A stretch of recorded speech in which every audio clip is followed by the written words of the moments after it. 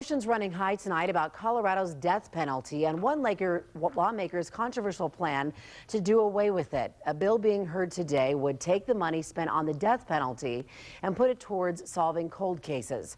News 2's Eli Stokols is live at the Capitol tonight, where the debate is still going on. Eli?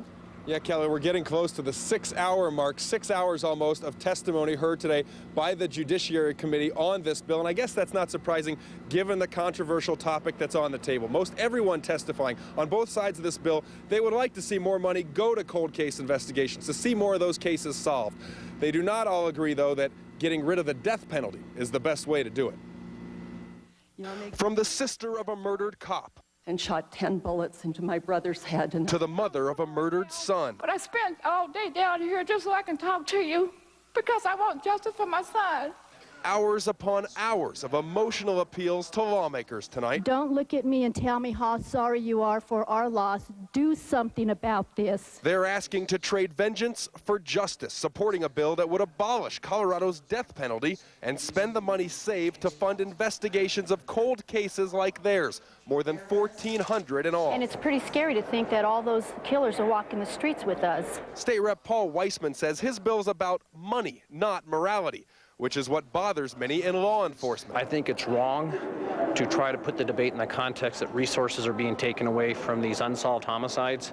We ought to support cold case investigation, but we should not portray it as, oh my gosh, if we just abolish the death penalty, we'll have plenty of resources to solve these cases. It's not true. Rhonda Fields has seen the man who killed her son and his fiancée caught, convicted, and sentenced to death. There's some crimes that warrant that type of penalty. The killer, Samario Owens, was already facing a life sentence for another murder. Part of the reason, Fields says, why the death penalty is so important. So to give life on top of life, it's almost as if those murders would have been free.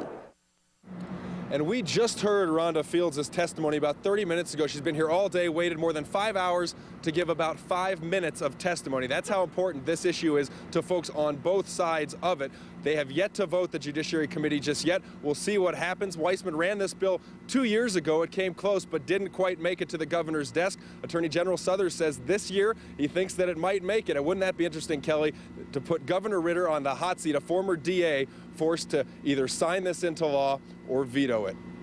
You bet. It'll be interesting to see how this one turns out. Eli, thanks for the update. Sure. Other news tonight, a bill that could abolish Colorado's death penalty and use the money saved to help solve cold cases is moving on at the state capitol. It passed out of one committee just a few minutes ago. Dozens of family members of unsolved murder victims came to testify during today's hearing. Colorado has 1,400 unsolved murder cases.